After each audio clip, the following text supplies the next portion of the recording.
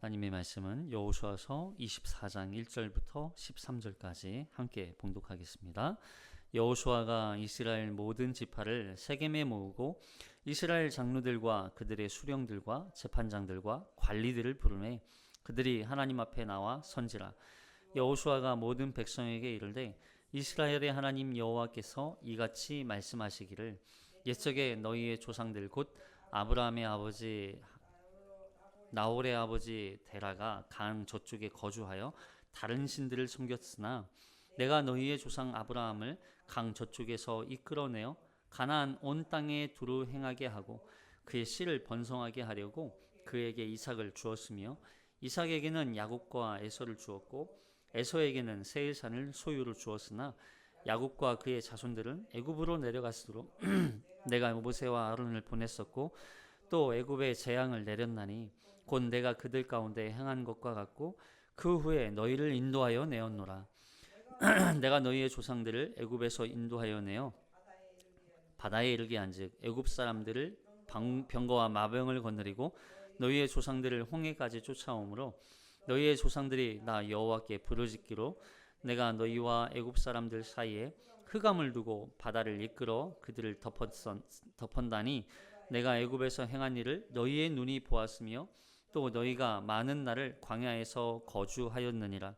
내가 또 너희를 인도하여 요단 저쪽에 거주하는 아모리 족속의 땅으로 들어가게 하매 그들이 너희와 싸우기로 내가 그들을 너희 손에 넘겨주매 너희가 그 땅을 점령하였고 나는 그들을 너희 앞에서 멸절시켰으며 또한 모압 왕 십볼의 아들 발락이 일어나 이스라엘과 싸우더니 사람을 보내어 부올의 아들 발람을 불러다가 너희를 저주하게 하려 하였으나 내가 발람을 위해 듣기를 원하지 아니하였으므로 그가 오히려 너희를 축복하였고 나는 너희를 그의 손에서 건져냈었고 너희가 요단을 건너 여리고로 이른즉 여리고 주민들이 곧 암모리 족속과 브리스 족속과 가나안 족속과 헷 족속과 기르가스 족속과 히위 족속과 여부스 족속이 너희와 싸우기로 내가 그들을 너희의 손에 넘겨주었으며 내가 왕벌을 너희 앞에 보내어 그 아모리 족속의 두 왕을 너희 앞에서 쫓아내게 하였나니 너희의 칼이나 너희의 활로서 이같이 한 것이 아니며 내가 또 너희가 수고하지 아니한 땅과 너희가 건설하지 아니한 성읍들을 너희에게 주었더니 너희가 그 가운데 거주하며 너희는 또 너희가 심지 아니한 포도원과 감람원의 열매를 먹는다 하셨느니라. 아멘. 이 말씀에 은혜 있으시기 바랍니다. 우리는 지난 시간에 여호와의 이 마지막 세 가지 당부 부탁 또 유언의 말씀을 우리가 살펴보았고요. 오늘은 또 두 번째 이제 유언 마지막 당부 부탁을 살펴보겠습니다. 지난 시간에 세 가지를 전했습니다. 첫 번째는 너희 하나님 여호와를 가까이 하라 그랬어요. 가까이 하라. 그리고 두 번째는 너희의 하나님 여호와를 사랑하라. 사랑하라. 그러니까 가까이 한다는 건 결국 단순히 하나님 사랑합니다 이런 게 아니라 하나님을 친밀하게 하나님을 사랑하는 하나님 없이는 안 되는 그런 갈급함과 그 사모함과 사랑 그게 사랑이 없으면 가까이 할 수가 없는 거죠. 그 사랑으로 말미암아 여호와 하나님을 결국에는 섬겨야 한다. 그 말씀에 순종해야 한다. 따라야 한다. 계명을 지켜야 한다. 그 말씀을 전했습니다. 오늘은 여호수아의 이 두 번째 부탁이면서 유언이자 또 마지막 이 여호수아서의 마지막 24장의 내용을 살펴보고자 합니다. 자, 먼저 1절을 함께 볼까요? 시작. 여호수아가 이스라엘 모든 지파를 세겜에 모으고 이스라엘 장로들과 그들의 수령들과 재판장들과 관리들을 부르매 그들이 하나님 앞에 나와 선지라. 여호수아가 이제 이스라엘 모든 지파에게 마지막 하나님의 말씀을 또 전해주고 있어요.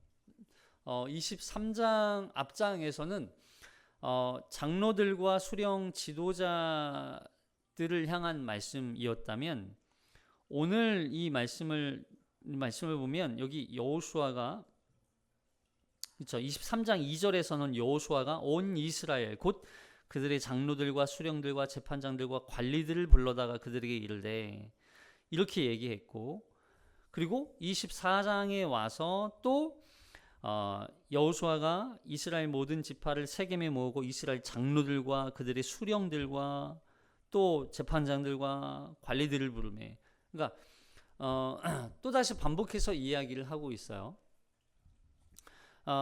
이 24장에서 우리가 살펴봐야 할 주제 중에 두 가지는 뭐냐면, 그러니까 13절까지요. 두 가지는 뭐냐면 바로 이들이 모인 곳이 어디냐는 거예요. 이들이 지금 어디에 모여 있어요? 세겜이라고 하는 곳에 모여 있죠. 세겜. 그리고 이들이 지금 누구 앞에 서 있다고 말씀하고 있습니까? 하나님 앞에 서 있다고 고백해요. 하나님 앞에. 하나님 앞에. 그러니까 자, 이들이 모인 곳이 바로 세겜이에요. 여러분, 세겜은 이스라엘 백성들에게 있어서 굉장히 중요한 의미를 담고 있는 장소입니다. 잠깐 나가셔도 돼요. 네.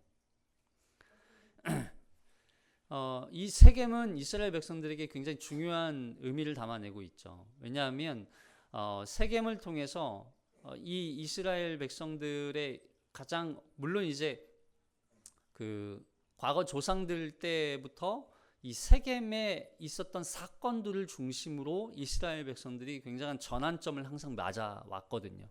그 중에 하나가 하나님께서 세겜에서 아브라함에게 나타나셔서 이 땅을 너희 자손에게 이 세겜 땅을 주시겠다고 약속하신 그 첫 번째 약속, 언약이 등장하는 곳이 바로 세겜이었어요.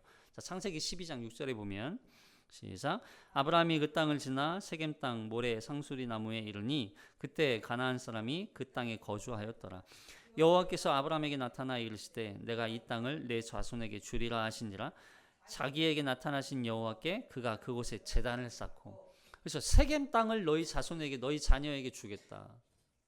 너희 자녀에게 주겠다. 그러니까 이 세겜 땅은 하나님의 약속, 언약이 시작된 곳이기도 해요.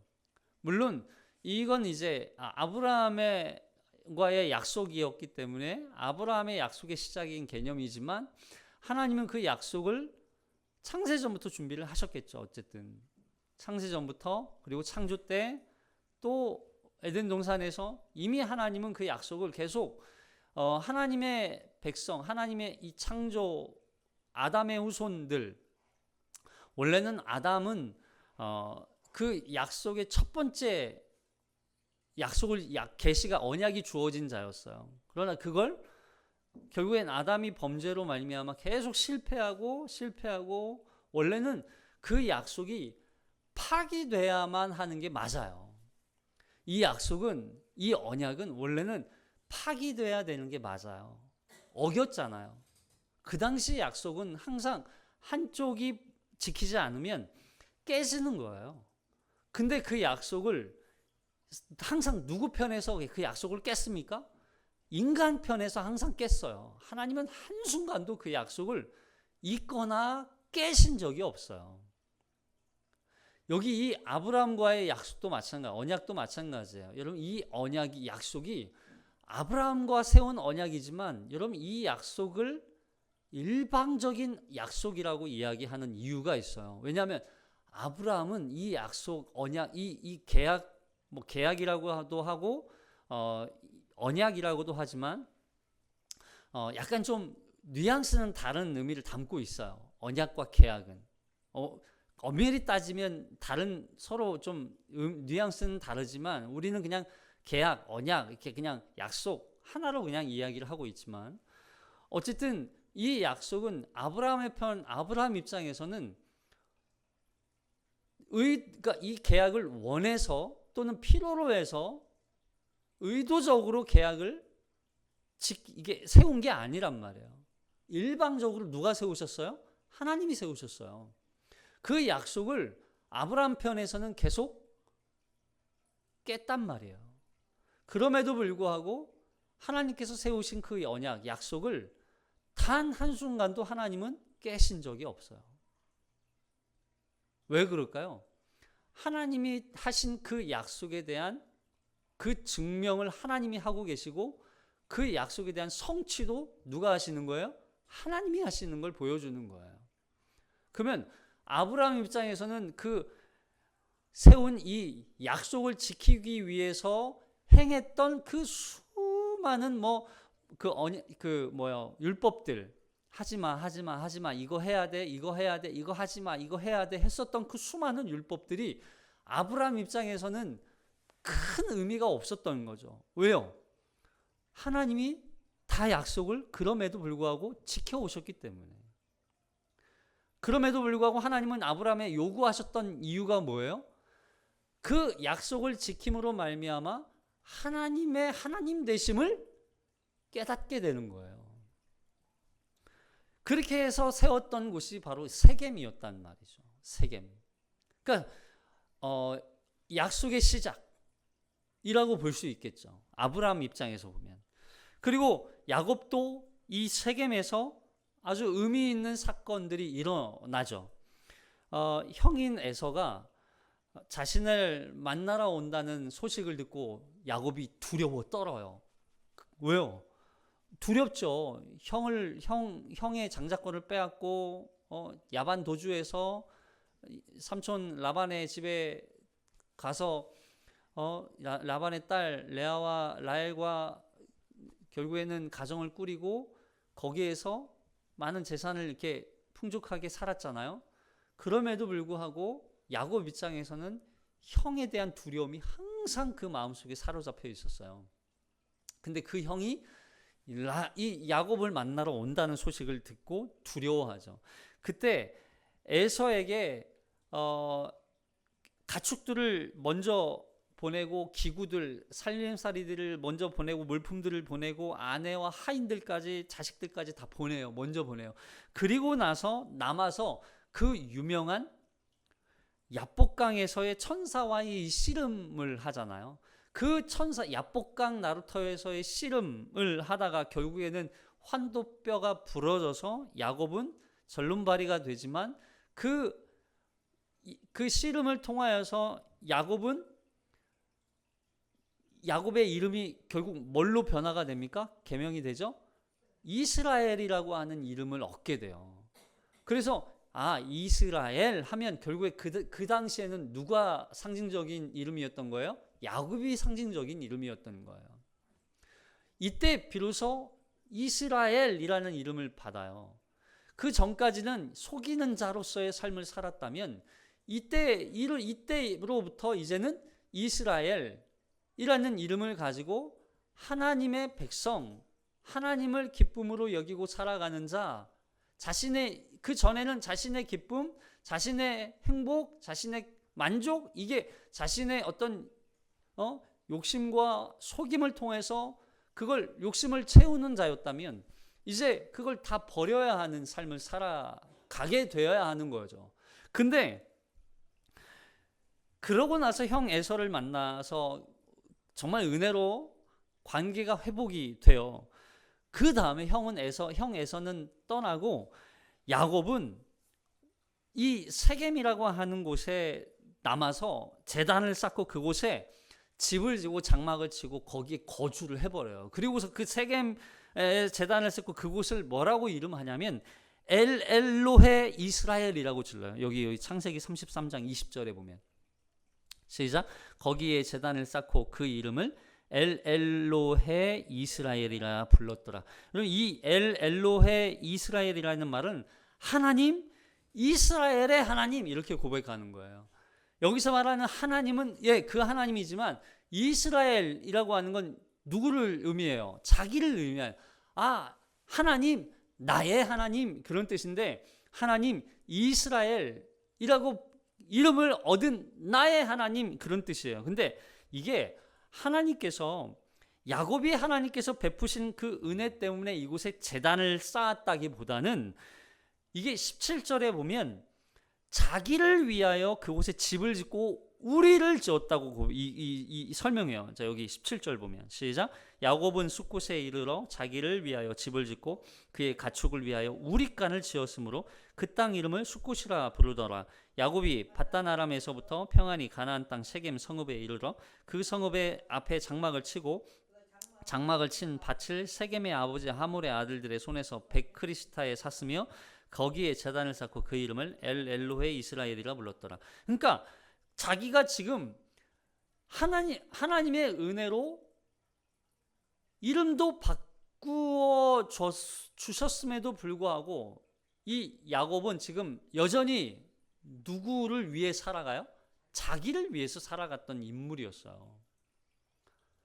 결국 이 세겜 땅에 거주하고 장막을 치고 우리를 짓고 가축을 기르고 거기에 제단을 쌓고 하나님 앞에 어떤 제단을 쌓긴 했지만 그 본질적인 그 심중은, 그 마음은 자기를 위했던 거였어요. 자기를. 그 결과가 뭐였을까요? 이 세겜 땅에서 무슨 사건이 일어납니까? 바로 딸 디나가 세겜에 의해서 그 땅 세겜이라는 땅의 그 족장의 아들이 또 세겜이잖아요. 세겜에 의해서 씻을 수 없는 상처를 입게 되잖아요.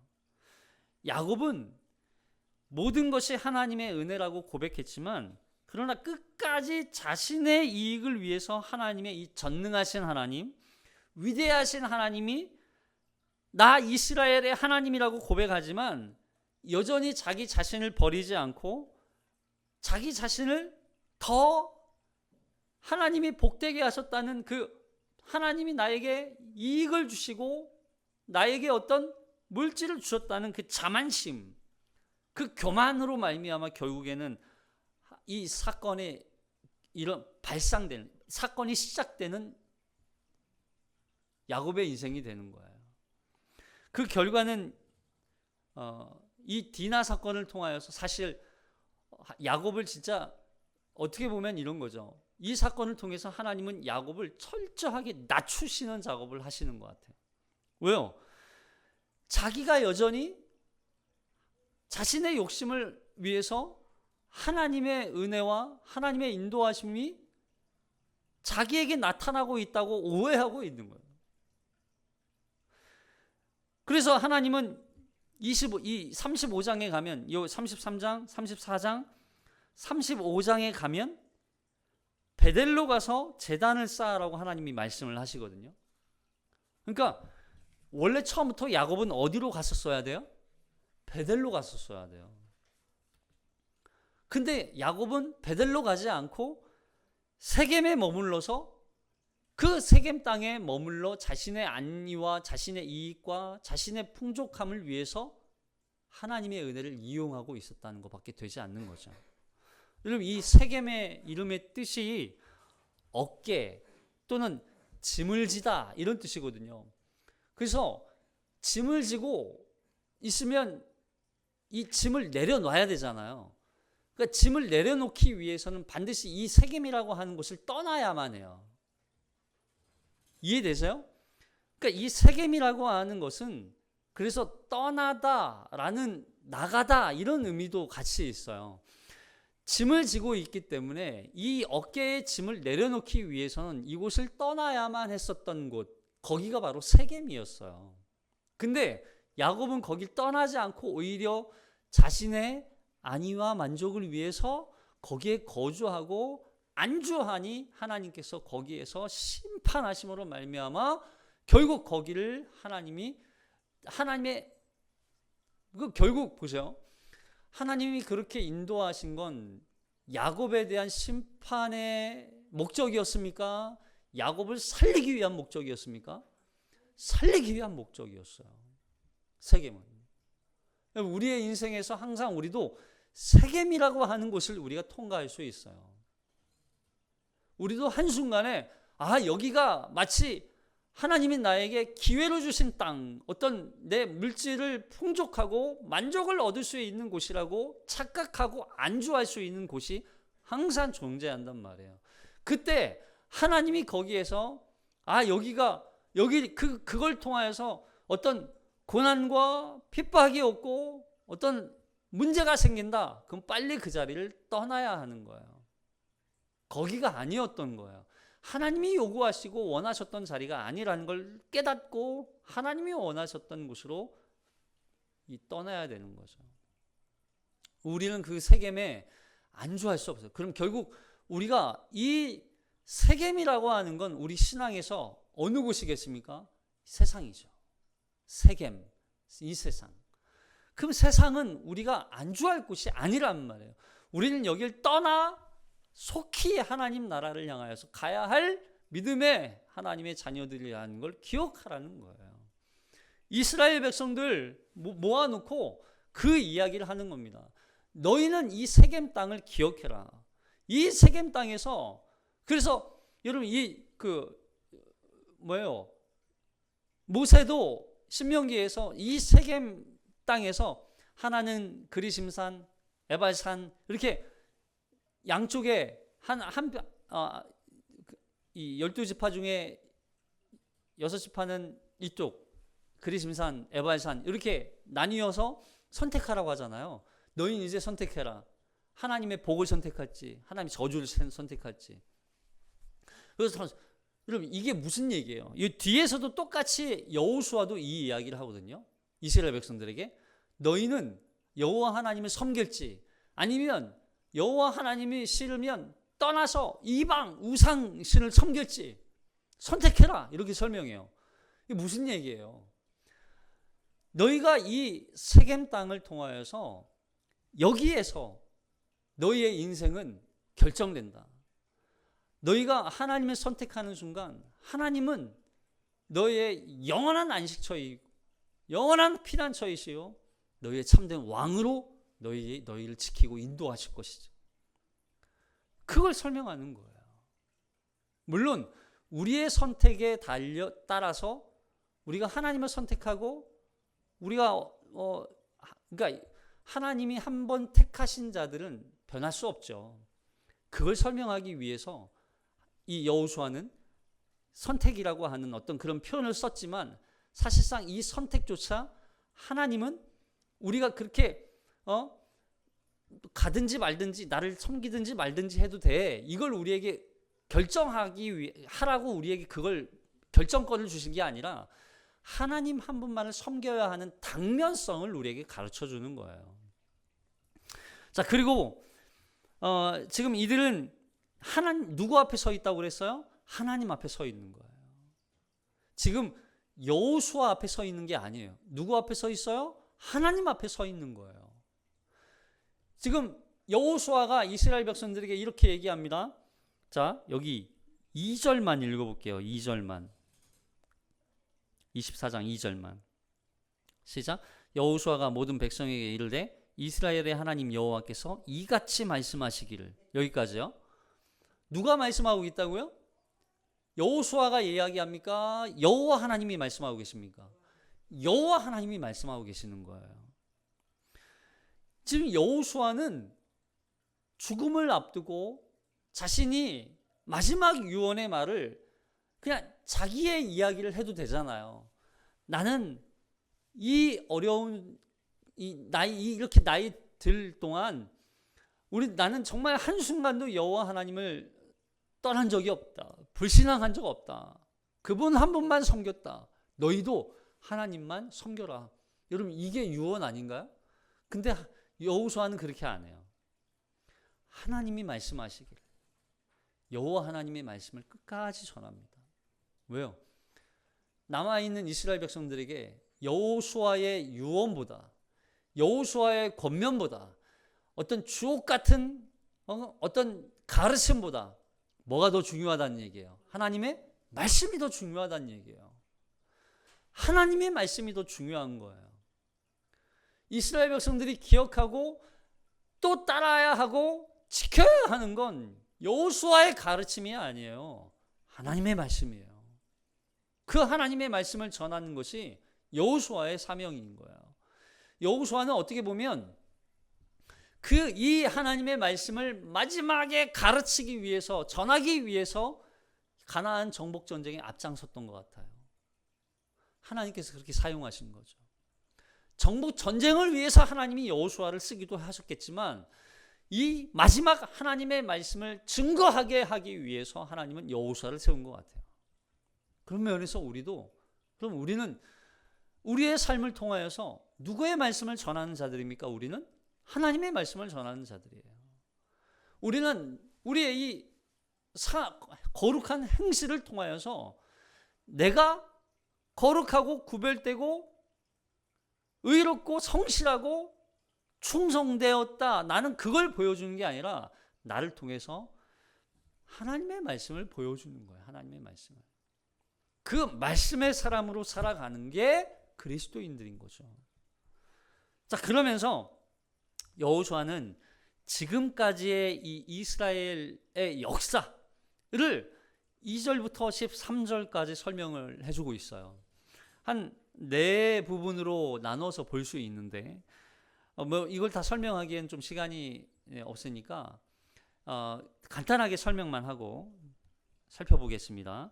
먼저 2절부터 4절까지는 이 족장들, 아브라함부터 또 이삭, 야곱, 이렇게 이 족장 시대 하나님께서 세우셨던 언약의 시작. 그러니까 여러분 이건 보세요. 자, 말씀 한번 읽어보겠습니다. 2절 시작. 여호수아가 모든 백성에게 이르되 이스라엘의 하나님 여호와께서 이같이 말씀하시기를 옛적에 너희의 조상들 곧 아브라함의 아버지 나홀의 아버지 데라가 강 저쪽에 거주하여 다른 신들을 섬겼으나 내가 너희의 조상 아브라함을 강 저쪽에서 이끌어내어 가나안 온 땅에 두루 행하게 하고 그의 씨를 번성하게 하려고 그에게 이삭을 주었으며 이삭에게는 야곱과 에서를 주었고 에서에게는 세일산을 소유로 주었으나 야곱과 그의 자손들은 애굽으로 내려갔으므로. 보세요.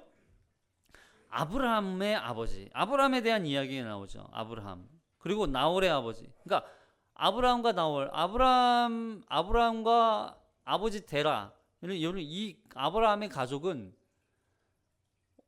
어떤 집안이었어요? 이렇게 보면 강 저쪽에 거주하여 누구를 섬겼으나 다른 신들을 섬겼으나. 그러니까 아브라함의 가문은요, 우상을 만드는 가문이었어요. 우상을 만들고 우상을 섬기고 우상을 전하고 우상을 전파했던 가문이 바로 아브라함 가문이었어요. 그런 아브라함 가문을 선택하신 건 누구세요? 하나님이세요. 아니 왜 하필 아브라함이었을까요? 예? 다른 그냥 좀 하나님 보시기에 이렇게 정말 하나님에 대한 신앙을 간직하고 믿음의 가문, 성실한 가문, 그 말씀을 붙들고 메시아를 사모하며 율법을 지키기 위해서 애를 쓰는 그런 가문을 선택하지 아니하시고 하나님께서 아브라함 가문을 선택하신 건 도대체 어떤 의도였을까요? 이런 거예요. 우상을 통하여서 그들의 우상을 버리고 그 우상이 아닌 하나님을 섬기게 하신 분이 바로 여호와 하나님이라는 거. 더군다나 그 우상이라고 하는 존재 자체가 당시에는 어떤 참된 신의 개념이 아니라 인간에 의해서 만들어진 인간의 허상, 마치 우상이 자기인 것처럼 여기고 살아가는 그런 헛된 상상 속 그런 존재라는 것을 하나님께서 참된 신이야말로 여호와 하나님 한 분, 나는 스스로 존재하는 존재, 나야말로 진정한 신이라는 걸 하나님이 드러내기 위한 하나님의 방법이었던 거죠. 그런 우상을 섬기는 가문을 선택하신 건 결국 하나님의 은혜였던 거예요. 그런 가정에다가 그 인물에게 하나님은 언약을 세우셨다는 거예요. 그런 하나님을 증거하는 거예요. 그런 하나님을 드러내는 거예요. 자, 그래서 그 언약을 하나님께서 세우시고 그 언약을 이행하시고 실행하시는 하나님. 자, 5절부터 시작. 내가 모세와 아론을 보내었고 또 애굽에 재앙을 내렸나니 곧 내가 그를 가운데 행한 것과 같고 그 후에 너희를 인도하여 내었노라. 내가 너희의 조상들을 애굽에서 인도하여 내어 바다에 이르게 한즉 애굽 사람들이 병거와 마병을 거느리고 너희의 조상들을 홍해까지 쫓아오므로 너희의 조상들이 나 여호와께 부르짖으 내가 너희와 애굽 사람들 사이에 흑암을 두고 바다를 이끌어 그들을 덮었나니 내가 애굽에서 행한 일을 너희의 눈에 보았으며 또 너희가 많은 날을 광야에서 거주하여 출애굽 당시 이 아브라함과 세웠던 언약이 아브라함, 이삭, 야곱 또 요셉 때 이어서 이 약속이 희미해진 것처럼 보이지만 하나님은 그 약속을 언약을 신실하게 이루어가고 계셨다는 걸 보여주는 거예요. 그래서 그 약속을 이루기 위해서 하나님이 행하신 사건이 바로 출애굽이라는 거예요. 출애굽은 너희가 어떤 부르짖었기 때문에 너희가 원했기 때문에 이루어진 사건이 아니라 하나님의 철저한 언약의 실행, 언약의 이행, 그걸 위해서 하나님이 행하신 사건이라는 걸 보여주는 거죠. 거기에서 애굽, 여러분 이 애굽도 사실은 우상의 나라잖아요. 우상을 회파하시고 깨뜨리시고 무너뜨리시고 거기로부터 건져내서 마치 아브라함을 그 우상의 가문으로부터 건져내어 하나님의 백성 삼으셨던 것처럼 애굽이라고 하는 우상 나라, 우상으로부터 건져내어 이스라엘 백성들을 끄집어내 하나님의 약속의 땅, 하나님의 민족으로, 하나님의 나라로 세우시는 그 약속을 이루시는 하나님을 보여주는 거죠. 자, 그리고 세 번째, 그 약속을 정복전쟁을 이제 비로소 이행하시면서 그걸 실행하고 계시는 거죠. 8절부터 시작. 내가 또 너희를 인도하여 요단 저쪽에 거주하는 아모리 족속의 땅으로 들어가게 하매 그들이 너희와 싸우기로 내가 그들을 너희 손에 넘겨주매 너희가 그 땅을 점령하였고 나는 그들을 너희 앞에 별절시켰으며 또한 모압 왕 십볼의 아들 발락이 일어나 이스라엘과 싸우더니 사람을 보내어 보올의 아들 발람을 불러다가 너희를 저주하게 하려 하였으나 내가 발람을 위해 듣기를 원하지 아니하였으므로 그가 오히려 너희를 축복하였고 나는 너희를 그의 손에서 건져내었으며 너희가 요단을 건너 여리고에 이른즉 여리고 주민들 곧 아모리 족속과 브리스 족속과 가나안 족속과 헷 족속과 기르가스 족속과 히위 족속과 여부스 족속이 너희와 싸우기로 내가 그들을 너희 손에 넘겨주었으며 내가 왕벌을 너희 앞에 보내어 그 아모리 족속의 두 왕을 너희 앞에서 쫓아내게 하였나니 너희의 칼이나 너희의 칼로서 이같이 한 것이 아니며.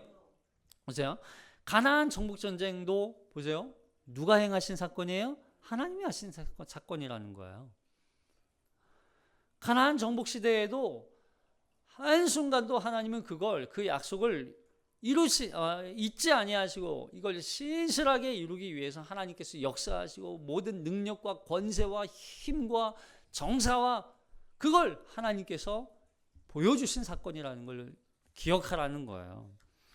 그리고 마침내 너희가 수고하지 않은 땅, 그 가나안 땅조차 하나님께서 주셨다는 거죠. 여기 마지막 13절 시작. 내가 또 너희가 수고하지 아니한 땅과 너희가 건설하지 아니한 성읍을 너희에게 주었다니 너희가 그 가운데 거주하며 너희는 또 너희가 심지 아니한 포도원과 감람원의 열매를 먹는다 하셨느니라. 보세요. 여러분 이렇게 수고하지 않은 땅조차 하나님께서는 그 약속을 이루어 주신 하나님이라는 걸 보여주는 거예요. 이 역사를 통하여서 이 하나님께서 약속하신 그 언약을 하나님은 계획하시고 또 세우시고 그걸 이행하시고 실행하시고 마침내 이루셔서 이 가나안 땅을 너희에게 주셨다. 너희가 수고하지 아니한 땅, 너희가 그 땅을 얻었을 뿐만 아니라 그 땅에 먹을 것까지 하나님이 책임지시고 너희에게 주셨다는 걸 기억하라는 거예요. 이 역사가 누구의 역사예요? 하나님의 역사예요. 이 사건이 단순히 인간이 이루어 놓은 역사라고 보여질 수 있습니까? 아니에요. 이건 하나님의 역사예요. 여러분, 여호수아는 너무나 잘 알고 있는 거예요. 뭘 알아요? 이 이스라엘 백성들이 자기가 죽고 나면, 물론 지금도 마찬가지죠. 땅 분배하는 데 있어서도 여호수아가 본 이 이스라엘 12지파 이스라엘 사람들, 어떻게 하나님이 기업으로 주시겠다고 약속하신 그 약속을 정말 어떤 지파는 기쁨으로 받고 그 기업을 얻기 위해서 어떤 희생을 감수하고라도 전쟁을 통하여, 싸움을 통하여 몰아내고 진멸하고 그 땅을 차지하는 족속들이, 지파들이 있는 반면, 하나님의 약속을 주셨음에도 불구하고 그 기업을 얻고 싶은 마음이 별로 없는, 아니 아예 없는, 관심이 없는 지파 사람들도 봤단 말이죠. 그 마음 속에 어떤 마음이 있겠어요? 이들이 정말 하나님을 섬기는 자들인가? 이들이 정말로 하나님을 사랑하는 자들인가? 이들이 정말로 하나님의 믿음으로 하나님의 말씀을 지키고 하겠다고 고백할 자들인가? 그 마음 속에 정말 의심이 있고 참 걱정도 될 거예요. 그런 이스라엘 백성들에게 전해줄 수 있는 게, 자기의 신앙을 전하기보다는 이들에게 정말 필요한 건 하나님의 말씀, 진리가 중요하다는 거예요. 그러니까 하나님이 행하신 일, 하나님께서 베푸신 일, 하나님께서 역사하신 그 역사, 하나님께서 이들에게 베푸신 하나님의 은혜, 여기까지 인도하시고 여기까지 함께 하시고 이렇게까지 하나님께서 행하셨는데 너희가 그 하나님을 배반할 수 있냐는 거야. 너희가 그 하나님을 사랑하고 그 말씀을 순종하는 것, 이게 너희가 변질되어서 되겠느냐는 거예요. 너희가 하나님이 아닌 우상 숭배를 일삼았을 때에도 나는 너희를 선택했고 너희에게 약속했고 너희에게 그 언약을 지켰고 너희를 위해서 그 약속을 완성했는데, 여기 보세요. 24장에서만 너희, 이 단어가요 엄청 많이 써요. 계속 나오잖아요. 왜요? 하나님이 말씀하시는 거예요. 지금 내가 너희를 위해서, 내가 너희를 위해서. 그럼 이렇게까지 하나님이 이스라엘 백성들을 위해서 하시는 그 하나님의 마음이 느껴지세요? 여러분, 여기서 그냥 단순히 글자로만 읽으면서 그래, 하나님 이렇게 하셨지, 그래 맞아, 이렇게 했어, 여러분 이걸 보는 게 아니에요. 하나님의 마음을 한번 읽어보세요. 하나님이 이렇게까지 하셨다고? 하나님이 이런 우리를 위해서, 하나님이 이런 개차반 갖고 맨날 불순종하고 그 하나님의 말씀을 어기고 범죄하고 하나님을 떠나는 우리를 위해서 하나님이 이렇게까지 우리를 위해서 일을 하셨다고? 그 약속을 이루어 오셨다고? 여러분, 이게 보이란 말이에요. 이게 보이셔야 돼요. 이게 들리셔야 돼요. 그 하나님의 마음이 느껴져야 돼요. 여호수아를 통하여서 우리에게 하시는 그 하나님의 마음이 와 닿아야 돼요. 하나님은 우리를 위해서 지금까지 인도를 이렇게 해오셨다는 거예요. 나의 구원을 위해서, 우리 가정을 위해서, 우리 자녀를 위해서, 나를 위해서 하나님이 이렇게까지 인도해 오셨다는 걸 봐라. 너희가 그 하나님 떠날 수 있느냐? 너희가 그 하나님 배반할 수 있느냐? 너희가 그 하나님을 안 섬길 수 있느냐? 너희가 그 하나님을 안 사랑할 수 있느냐? 너희는 사랑해야만 하고 그 여호와 하나님을 가까이 해야만 하고 너희는 그 하나님만 섬겨야 한다. 그 말씀을 지금 전해주고 있는 거예요. 보세요. 그러면 지금 현재 상태가 이스라엘 백성들이 지금 아무것도 없는 상태입니까? 다 얻은 상태입니까? 다 얻은 상태예요. 결국 이스라엘 백성들이 땅도 차지했죠. 또 가정도 이제 찾았죠. 얻었죠. 기업도 받았죠. 재산도 있죠. 먹을 것도 있죠. 그럼 대적도 사라지고 있죠. 얼마나 평안해요? 얼마나 행복합니까? 근데 진짜 신앙의 위험은 항상 언제 찾아옵니까? 풍족하고 평안할 때 찾아와요. 신앙의 위험은 풍요로울 때 찾아와요.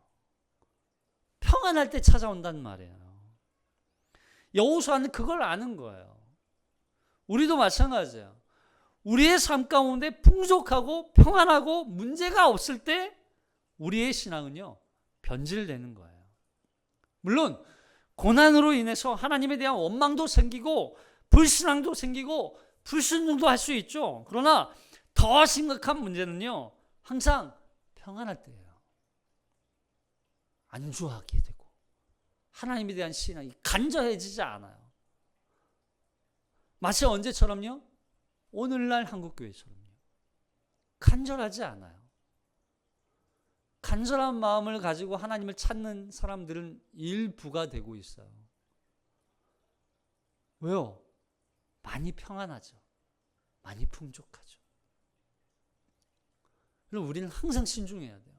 항상 자기를 점검해야 돼요. 내가 정말 하나님을 향한 간절함으로 하나님을 사랑하고 있는지, 내가 정말 하나님을 향한 간절함으로 하나님 말씀 앞에 서고 있는지. 그래서 바울은요, 고린도전서 10장 12절에서 이렇게 얘기하잖아요. 시작. 그런즉 선줄로 생각하는 자는 넘어질까 조심하라. 우리 항상 내가 선 것처럼 생각하지 말고 우리는 항상 넘어지지 않기 위해서 항상 조심해야 돼요. 선줄로 생각하거든 넘어질까 조심하라. 내 신앙 이 정도면 되겠지. 우리 가정 이 정도면 되겠지. 우리 교회 이 정도면 되겠지. 나 이 정도면 되겠지. 아니라는 거야. 항상 아니에요. 나 하나님 앞에 바로 서 있나 내가 정말 하나님 한 분만 사랑하고 있나? 내가 정말 하나님 한 분만 말씀에 순종하고 있나? 점검하는 거예요. 이 모든 것들은 이스라엘 백성들이 하나님께서 언약을 지키시고 하나님께서 우리를 위해서 충성하셨고 하나님께서 그걸 다 이루시고 완성하셨기 때문에 우리는 그 하나님을 사랑할 수밖에 없는 거예요. 하나님의 언약이 결국 보세요. 이렇게 우리를 살게 하는 건 누구의 역사예요? 하나님의 역사예요. 나를 여기까지 인도하는 건 하나님의 은혜고 하나님의 능력이었고 하나님의 지혜였고 하나님의 권세였고 하나님의 영광이었습니다. 그 하나님을 우리는 날마다 기뻐하고 감사하며 하나님께 영광 돌리고 그 예배를 하나님께 날마다 드리며 하나님의 은혜로 살겠다고 또한 고백하는 게 우리의 인생이 되는 것입니다. 사랑하는 성도 여러분, 하나님이 우리를 붙들고 계십니다. 믿으십니까? 그렇다면 우리는 실패하지 않아요. 하나님 손에 붙들리기만 하면 돼요. 그 하나님을 믿음으로 말미암아 따라가기만 하면 되고 하나님을 믿음으로 말미암아 그 하나님을 사랑하고 그 하나님의 말씀에 순종하십시오. 그럼 하나님은 우리를 반드시 하나님의 그 영광스러운 자리로 우리를 인도하실 줄로 믿습니다. 기도하겠습니다.